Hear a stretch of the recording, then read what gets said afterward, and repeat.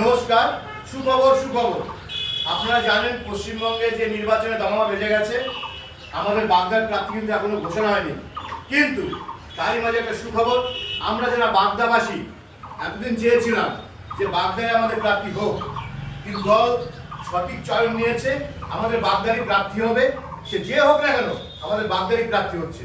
এবং আমরা যারা বাগদা বিধানসভায় বসবাস করি, যে সকল ভারতীয় জনতা পার্টির কার্যকর্তারা আছি এবং যারা বিজেপির সৈনিক আমরা আছি, প্রত্যেকে আমরা এই 26শে নির্বাচনে যেই আমাদের পদ্মপুরের টিকিট পাবে বাগদার, তার সঙ্গে আমরা একত্রিতভাবে এই বাগদা বিধানসভার যে জয়লাভের যে সার্টিফিকেট আমরা উপহার দেব আমাদের কেন্দ্রীয় স্বরাষ্ট্রমন্ত্রী অমিত শাহ এবং আমাদের ভারতবর্ষের প্রধানমন্ত্রী নরেন্দ্র দামোদর দাস মোদীকে।